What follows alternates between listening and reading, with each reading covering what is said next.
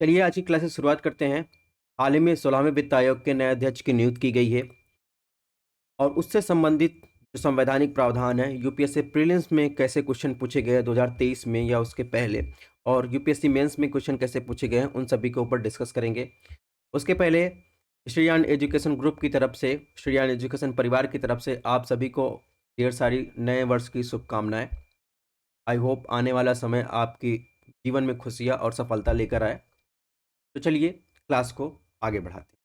जो चर्चा में क्यों था, हाल ही में रविवार को जो है नीति आयोग के पूर्व उपाध्यक्ष अरविंद पनगड़िया को जो है 16वें वित्त आयोग का अध्यक्ष नियुक्त किया, जिनका कार्यकाल अप्रैल 2026 से शुरू होने वाला है और उनका कार्यकाल 5 वर्ष की अवधि के लिए होगा। फाइनेंस कमीशन के बारे में बात करें तो इनका काम होगा केंद्र और राज्यों के बीच राजस्व को साझा फार्मूले को सिफारिश करना। ठीक है, यानी इनका मतलब वित्त आयोग का। इसके अलावा 16वें वित्त आयोग के संदर्भ में कुछ प्रमुख शर्तें क्या है उनके बारे में चर्चा करें तो सबसे पहली शर्त है कर आय का विभाजन। तो आप देखेंगे संविधान के अध्याय 1 भाग 12 के तहत केंद्र और राज्यों के बीच करों का वितरण की संबंधित सिफारिशें करना। इसके अलावा देखेंगे इसमें कर आय से राज्यों के बीच शेयरों का आवंटन भी शामिल है। दूसरा जो शर्त है सहायता अनुदान के सिद्धांत, यानी भारत की संचित निधि से राज्यों को सहायता अनुदान नियंत्रित करने वाले सिद्धांतों की स्थापना करना। इसमें विशेष रूप से आप देखेंगे संविधान के अनुच्छेद 275 के तहत अनुच्छेद की खंड 1 के तहत प्रावधानों का निम्नलिखित उद्देश्यों से अलग उद्देश्यों के लिए राज्यों को सहायता अनुदान के रूप में प्रदान की जाने वाली राशि का निर्धारण करना। ठीक है, इसके अलावा बात करें तो तीसरी शर्त है स्थानीय निकायों के लिए राज्य की निधि को बढ़ाना, यानी इसमें देखेंगे राज्य कि अपने वित्त आयोग द्वारा की गई सिफारिशों के आधार पर राज्य के भीतर पंचायतों नगर पालिकाओं के लिए उपलब्ध संसाधनों को पूरक बनाना, ये जो है इसका तीसरी शर्त है। ठीक है, यानी एक वर्ड में कहें तो राज्य की समेकित निधि को बढ़ाना, ये इसका उपाय है। मतलब कौन कौन सी उपाय हो सकते हैं कि राज्य की जो संचित समेकित निधि है वो बढ़े। चौथा शर्त है तो आपदा प्रबंधन के वित्त पोषण का मूल्यांकन करना, यानी बात करें आपदा प्रबंधन अधिनियम 2005 के तहत बनाए गए फंड की जांच करना, सुधार बदलाव के लिए उपयुक्त सिफारिशें प्रस्तुत करना भी शामिल है 16वें वित्त आयोग के। इसके अलावा अब बात करें वित्त आयोग है क्या, तो फैक्चुअल इंफॉर्मेशन देख लें तो इसकी नियुक्ति कौन करता है, राष्ट्रपति करता है 5 साल के कार्य के लिए। संवैधानिक प्रावधान की बात करें तो आर्टिकल 280 के तहत स्थापित किया जाता है हर 5 साल के लिए। ठीक है, राष्ट्रपति, और ये क्या है, संवैधानिक निकाय है। रिपोर्ट की बात करें तो रिपोर्ट जो है राष्ट्रपति वित्त आयोग की जो रिपोर्ट्स होता है 5 साल में, उस क्या करता है, दोनों सदन के दोनों सदनों के सामने रखता है। वित्त आयोग का प्राथमिक कार्य क्या है, प्राथमिक कार्य देखेंगे केंद्र और राज्यों के बीच राजस्व वितरण के फार्मूलों की सिफारिश करना, ये इसकी महत्वपूर्ण जिम्मेदारी होती है।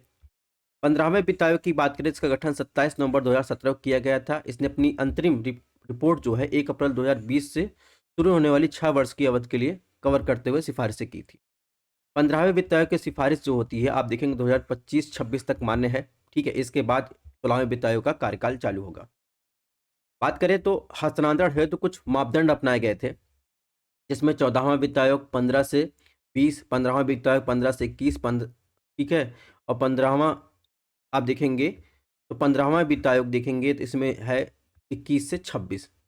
ठीक है, तो इसमें देखेंगे मानदंड की बात करें तो आय, दूरी, क्षेत्र, जनसंख्या। इसमें देखिए 2 जनसंख्या 1971 की जनसंख्या का आंकड़ा लिया गया था 14वां वित्त आयोग द्वारा। इसके बाद आप देखेंगे 2011 की जनसंख्या का वेटेज लिया गया है। इसके अलावा देखेंगे इसमें क्या जनसांख्यिकी प्रदर्शन, फॉरेस्ट एरिया कवर और फॉरेस्ट एंड इकोलॉजी, टैक्स और राजकोषीय प्रबंधन में किए गए प्रयास। ठीक है, ये सब वेटेज है, इससे जो है क्वेश्चंस आए हैं। ठीक है, इसको आपको ध्यान रखना है कि ये हस्तांतरण मापदंड अपनाए गए थे। अब बात करेंगे 15वें वित्त आयोग द्वारा की गई कुछ प्रमुख सिफारिशें। सबसे पहली सिफारिश थी केंद्रीय करों में राज्यों की हिस्सेदारी।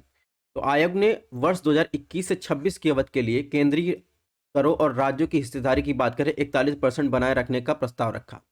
जो 14वें वित्त आयोग ने 42% की थी, उसमें जो है 1% की कमी रखी, और वो 1% का समायोजन का उद्देश्य यह था कि केंद्रीय संसाधनों को जम्मू कश्मीर और लद्दाख जो नवीन गठित केंद्र शासित प्रदेश हैं उनके लिए हस्तांतरित करना। ठीक है, इसके अलावा बात करें राजकोषीय घाटा और ऋण स्तर, तो आयोग ने सिफारिश की थी केंद्र का लक्ष्य जो है 2025-26 तक राजकोषीय घाटे का जीडीपी का 4% तक सीमित करना, ये शामिल था। राज्यों के लिए 21 से 26 की अवधि के लिए के भीतर विभिन्न वर्षों के लिए जो जीएसडीपी है, यानी सकल राज्य घरेलू उत्पाद के प्रतिशत के रूप में विशिष्ट राजकोषीय घाटे की सीमा की सलाह दी थी।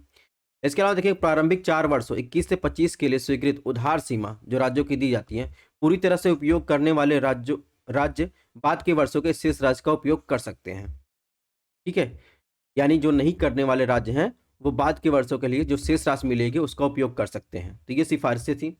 अन्य सिफारिशों की बात करें तो उन्हें रक्षा और आंतरिक सुरक्षा से संबंधित सिफारिशें की थी, जिसमें आप देखेंगे रिपोर्ट में रक्षा और आंतरिक सुरक्षा के लिए आधुनिकीकरण निधि स्थापित करने का सुझाव दिया गया था। गैर व्याप्त यानी नॉन लैप्स फंड जो है और मुख्य रूप से भारत में समेकित निधि और अन्य स्रोतों के माध्यम से वित्त पोषित करना शामिल था।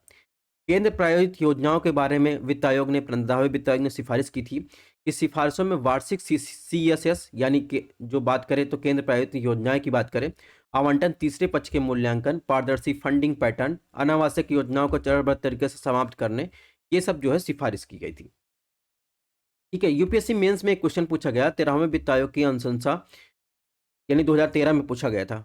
अनुशंसा की विवेचना कीजिए जो स्थानीय स्तर पर वित्त व्यवस्था को सुदृढ़ करने के लिए पिछले आयोग से भिन्न है। ठीक है, इसके अलावा कुछ फैक्चुअल जानकारी देख लें। 16वें जो फाइनेंस कमीशन के अध्यक्ष हैं उनको ना अरविंद पनगड़िया। ठीक है, अप्रैल 2026 इनका कार्यकाल नेक्स्ट 5 ईयर्स के लिए जो है चलेगा। पहले जो वित्त आयोग थे 1951 में देखेंगे तो केसी नियोगी थे। इसके अलावा 15वें वित्त आयोग यानी इसके पहले जो अभी वर्तमान में जिनका जो है 2026 तक है, NK सिंह 2017 में इनकी नियुक्ति की गई थी। इसके पहले YV रेड्डी थे 2013 में। ठीक है, तो इनकी लिस्ट दी गई है जितने भी फाइनेंस कमीशन ऑफ इंडिया बने हैं पहले फाइनेंस कमीशन से 16वें फाइनेंस कमीशन तक, आप इनको देख सकते हैं। अब बात करेंगे कि यूपीएससी प्रीलिम्स में जो विगत वर्षों में क्वेश्चन पूछे गए हैं, तो लेटेस्ट जो प्रीलिम्स हुआ 2023 में उससे क्वेश्चन पूछा गया फाइनेंस कमीशन से।